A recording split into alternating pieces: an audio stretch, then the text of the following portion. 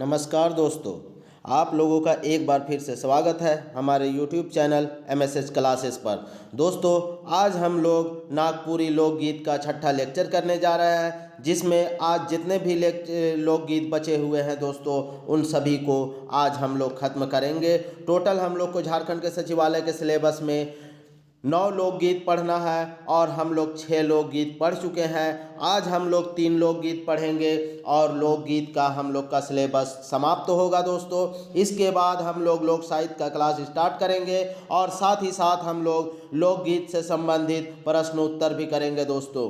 एकदम आप लोग को टेंशन नहीं लेना है।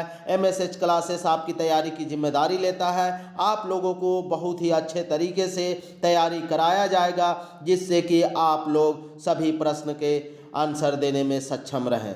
ठीक है दोस्तों, तो आप लोग बिल्कुल भी घबराइएगा नहीं। 1-2 दिन के अंदर में हम नागपुरी लोकगीत का MCQ आप लोगों को कराएंगे। तब आप लोगों को लगेगा कि मैं क्या पढ़ाया हूँ। अभी तब जब MCQ कर लीजिएगा तब आप लोगों को भी लगेगा कि हम लोग का तैयारी जो है वह सही दिशा में जा रहा है। ठीक है, तो इसलिए आप लोग बिल्कुल भी घबराइएगा नहीं। चलिए, आज हम लोग छठा लेक्चर करते हैं नागपुरी लोकगीत का, जिसमें दोस्तों आज हम लोग देखेंगे झुमटा। झुमटा है दोस्तों सिलेबस में। ठीक है, झुमटा दिया हुआ नहीं है, दूसरा टाइप का है, लेकिन वह झुमटा है क्योंकि जो गीत वहाँ प्रिंट मिस्टेक है, झुमटा को ही इस तरह से लिख दिया गया है। ठीक है, झुमसा लिख दिया गया है, तो झुमसा कोई लोकगीत होता नहीं है दोस्तों। झुमटा के जगह में वह झुमसा लिखा गया है सिलेबस में। ठीक है, तो इसे आप लोग ध्यान से देखिएगा। यहाँ पे झुमसा के जगह में झुमटा होगा, क्योंकि नागपुरी में किसी भी तरह का कोई झुमसा वाला कोई लोकगीत है ही नहीं, वह झुमटा ही है। चलिए, हम लोग झुमटा आज स्टार्ट करते हैं। झुमटा डमकच का ही एक भेद है। झुमका जो है दोस्तों, झुमटा वह किसका भेद है? एक उपभेद है। तो एक उपभेद है, भेद नहीं दोस्तों, उपभेद किसका? डमकच का। यहाँ भेद हो गया है, इसको उपभेद कर दीजिएगा। ठीक है, तो झुमटा जो है वह डमकच का ही एक उपभेद है। इसका भी 2 उपभेद है, और जो झुमटा है उसका भी 2 उपभेद है। वह है एक हरिया और दूसरा है दोहरी। अर्थात दोस्तों, एक हरिया कहने का अर्थ क्या होता है कि एक ही लोग क्या करेगा, कोई भी गीत को पहला जैसे 2 दल में बटा हुआ है, तो उसमें से एक दल गीत को उठाएगा, उसे ही एक हरिया कहेंगे, और बाकी लोग जब उसे दोहराने लगेंगे दूसरा दल, तो उसे दोहरी गीत कहेंगे। ठीक है, तो यहाँ पे जो झुमटा है वह भी एक हरिया और दोहरी दोनों गीत में गाया जाता है। इसमें महिलाएं आभूषणों से लदी हुई होती है।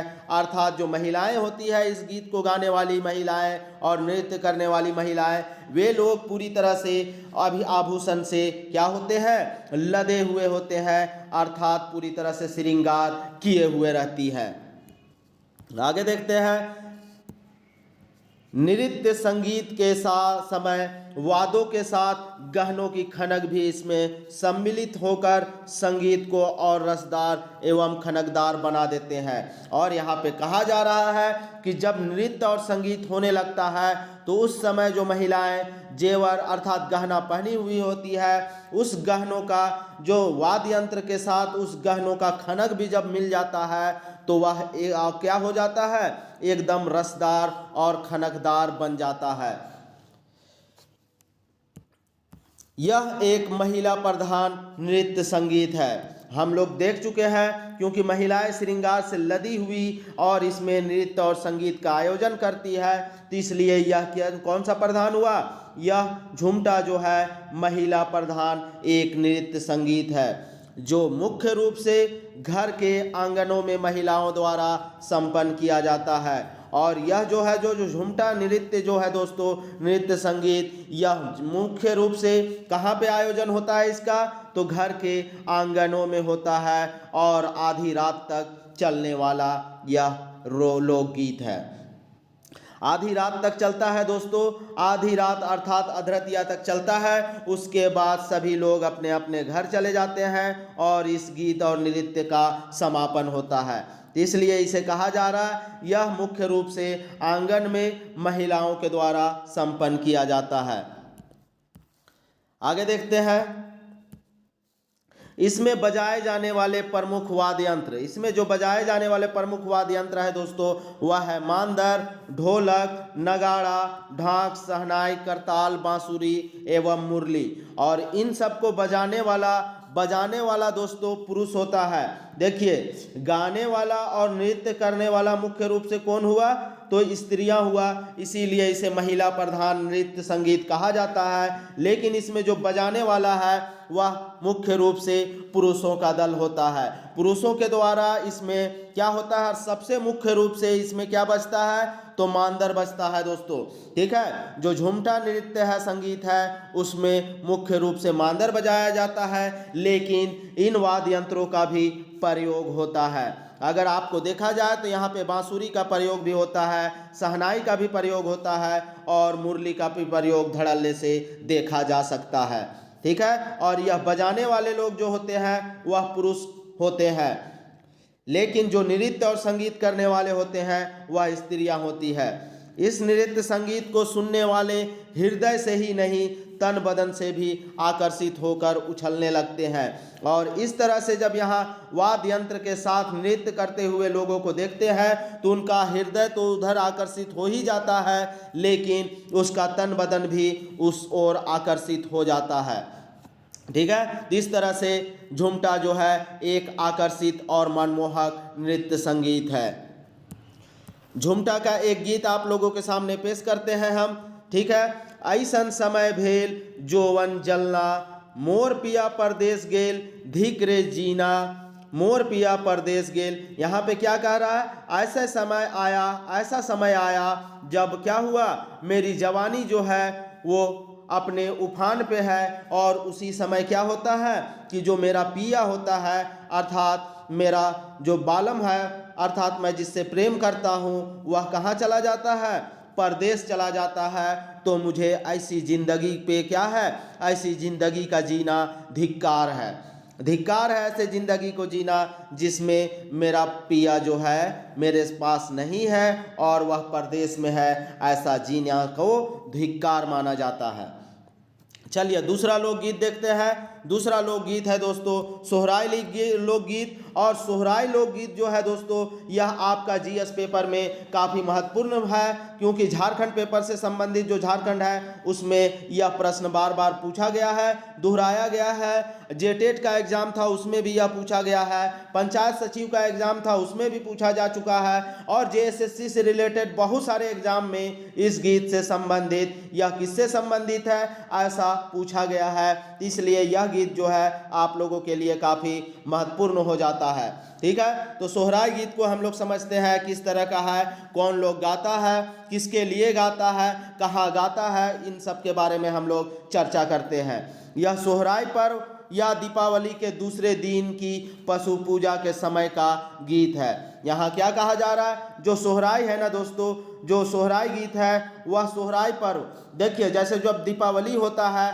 तो दीपावली को ही हमारी जनजातीय समाज में सोहराई के रूप में मनाया जाता है, और सोहराई के दूसरे दिन पशु पूजा की जाती है, और पशु पूजा के बाद ही अर्थात पशु पूजा के समय से पशु पूजा के बाद तक इस गीत का आयोजन होता है। इसे अहीर समुदाय के लोग प्रमुखता से इसे नृत्य संगीत के साथ संपन्न करते हैं। और इस जो सोहराई गीत है दोस्तों उसका नृत्य संगीत को मुख्य रूप से कौन संपन्न कराता है? तो जो अहीर समुदाय होता है अर्थात जो गोपाल समुदाय के लोग होते हैं वही लोग इस नृत्य संगीत का आयोजन कराते हैं।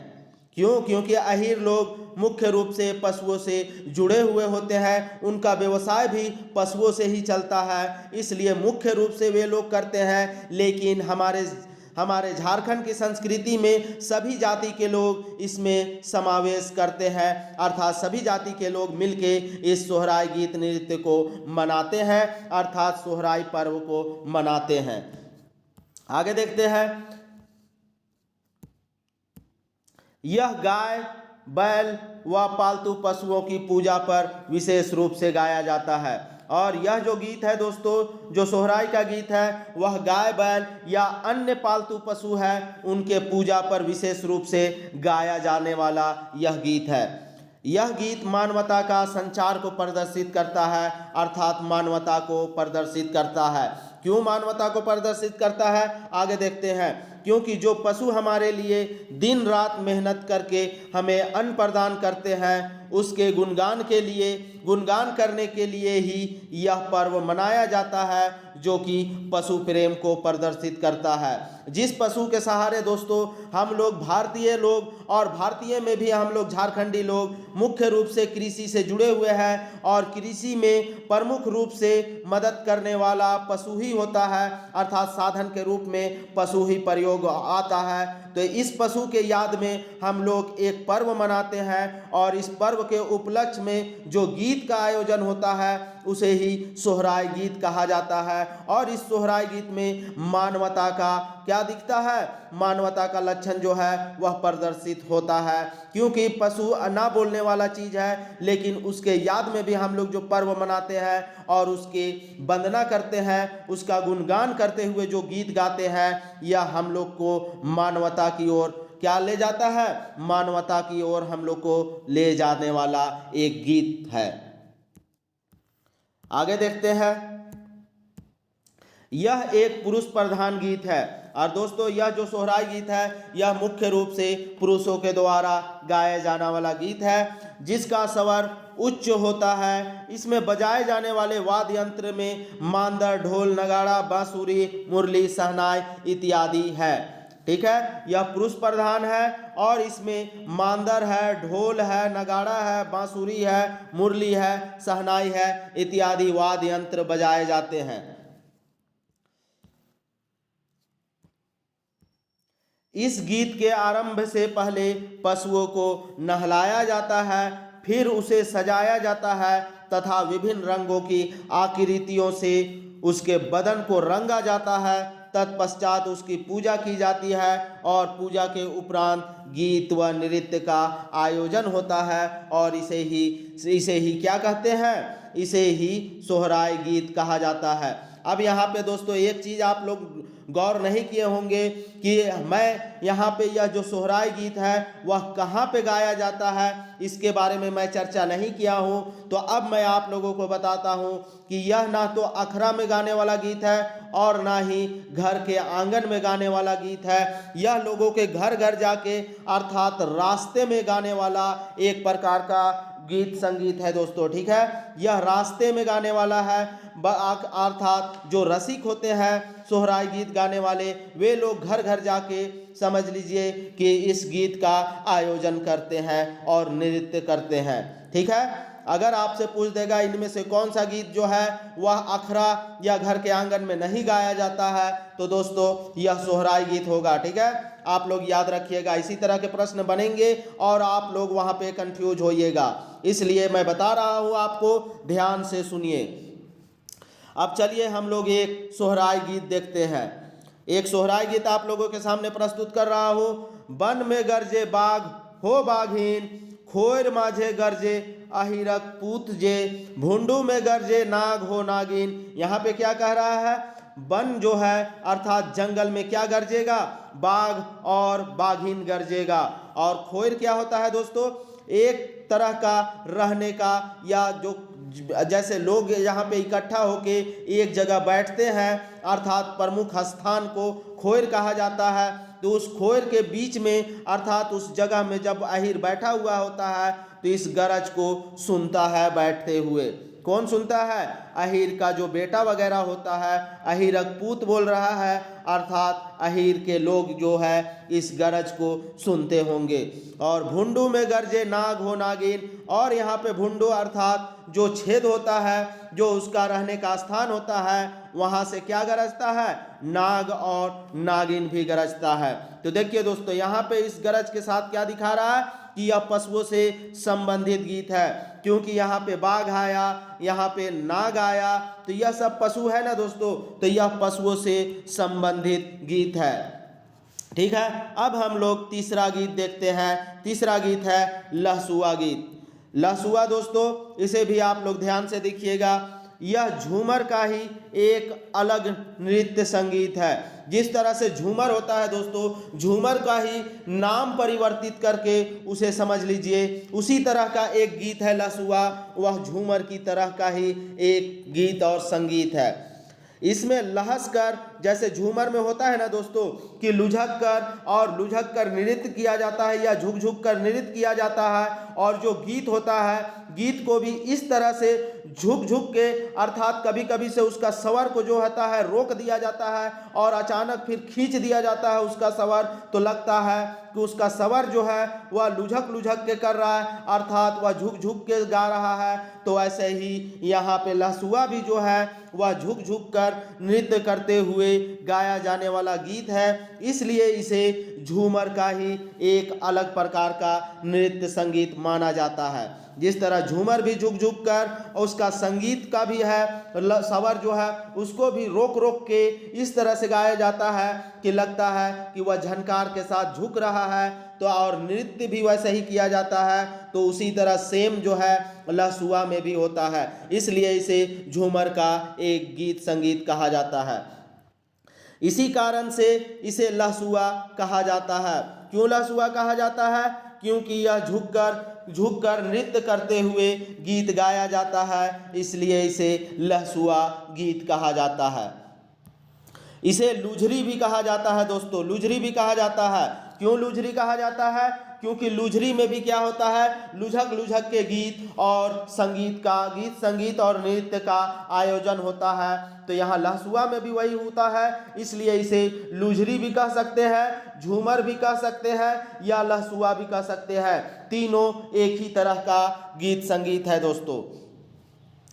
आगे देखते हैं, यह एक सामूहिक नृत्य संगीत है, और जो लहसुआ है वह क्या है, एक सामूहिक संगीत है दोस्तों। सामूहिक संगीत है जिसमें नृत्य किया जाता है, क्योंकि इसमें महिलाएं एवं पुरुष दोनों, यहाँ पे दोनों कर लीजिएगा, ठीक है दोस्तों, प्रिंट मिस्टेक है। यहाँ महिलाएं एवं पुरुष दोनों जुड़कर नृत्य करते हुए गीत का गाते हैं, अर्थात गीत का आयोजन करते हैं, या जुड़ के एक दूसरे से जुड़ के हाथ को पीछे की तरफ से, पीठ के तरफ से एक दूसरे को पकड़ के और इस तरह से जुड़कर गीत और नृत्य का क्या करते हैं, आयोजन करते हैं। इसमें दोस्तों यह एक कैसा है, सामूहिक है, क्योंकि यह ना तो पुरुष प्रधान है और ना तो स्त्री प्रधान है, ये दोनों का मिक्सअप है, अर्थात पुरुष और स्त्री दोनों मिलकर इस नृत्य संगीत का आयोजन करते हैं। इसमें महिलाएं एवं पुरुष पंक्ति में पीठ के तरफ से हाथ किए हुए एक दूसरे के साथ जुड़े हुए रहते हैं, और इसमें हम बता चुके हैं कि जो महिलाएं एवं पुरुष होते हैं वह पीठ के तरफ हाथ करके एक दूसरे से जुड़कर नृत्य और संगीत का आयोजन करते हैं। आगे देखते हैं,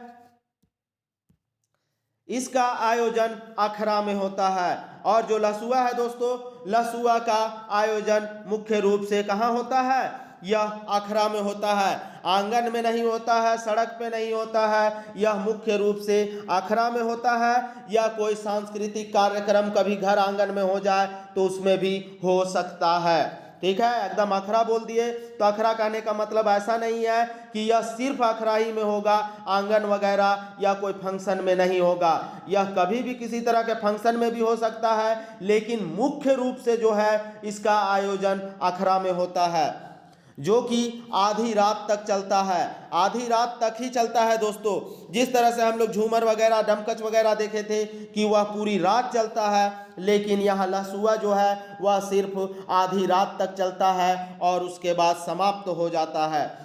इसमें मुख्य रूप से मांदर बजता है, और लहसुआ में मुख्य रूप से जो वाद्य यंत्र है दोस्तों वह है मांदर। मांदर के अलावे भी और बजता है, लेकिन मुख्य जो वाद्य यंत्र है वह मांदर है, और इसी मांदर की आवाज के अनुरूप ही लोग क्या करते हैं, गीत गाते हुए नृत्य करते हैं, अर्थात जो अपना ताल है, नृत्य का जो ताल है वह ताल को इसी मांदर के बाजा या मांदर के ताल से मिलाते हैं। मांदर का जो ताल बजता है उसी ताल से अपने नृत्य को भी क्या करते हैं, लोग मिलाते हुए नृत्य करते हैं, ठीक है।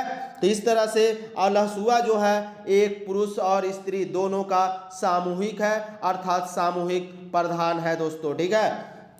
अब आप लोगों के सामने एक लहसुआ का गीत प्रस्तुत कर रहे हैं। लहसुआ गीत है दोस्तों। सूखल बांसक बांसी बाजे झंझकाल रे, घरे नहीं रहते पारी करल जंजाल रे।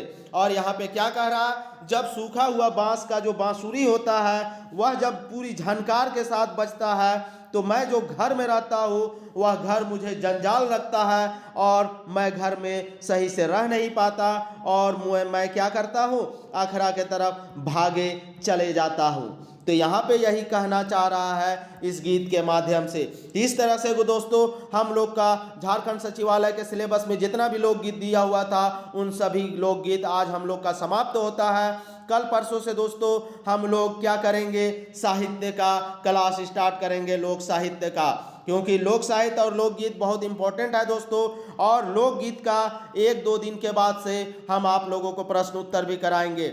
और दोस्तों अभी तक आप लोग इससे पहले जो लोकगीत पढ़ा चुके हैं, अगर नए व्यूअर हैं, अगर जो जुड़े हैं आज और वे लोग नहीं देखे हैं तो दोस्तों प्ले लिस्ट में जाके आप लोग बाकी लोकगीत देख सकते हैं। और एमएसएच क्लासेस में दोस्तों आप लोगों को कविता का पाठ करा जा चुका है, आप लोगों का लेख और निबंध भी चल रहा है, नाटक भी चलेगा दोस्तों। नाटक अभी नहीं हुआ है, लेख निबंध में बहुत पाठ हो चुका है और पूरा कविता हो चुका है, कहानी हो चुका है, ग्रामर का कुछ पाठ हो चुका है। तो आप लोग उससे जाके आप लोग लिंक में जाके देख सकते हैं प्लेलिस्ट से, ठीक है। क्योंकि अगर आप लोगों को सही मार्क्स लाना है तो आप लोग एमएसएच क्लासेस के साथ अवश्य जुड़े, क्योंकि एमएसएच क्लासेस आपको तैयारी सही डायरेक्शन में कराएगा जिससे आप सफल हो सके, ठीक है दोस्तों। तो चलिए दोस्तों, अगर दोस्तों आप लोगों को नागपुरी कविता या फिर नागपुरी जो कहानी लेख है इन सभी का पीडीएफ चाहिए तो आप लोग जो व्हाट्सएप नंबर दिया हुआ है उस पे आप लोग कॉल या मैसेज कर सकते हैं, जिससे आप लोगों को पीडीएफ प्रोवाइड कराया जाएगा और आप लोग अपनी तैयारी सही ढंग से कर पाइएगा, ठीक है दोस्तों। तो आप लोग कांटेक्ट कर सकते हैं और वीडियो में अंत तक बने रहने के लिए आप लोगों का धन्यवाद। जय झारखंड, जोहार।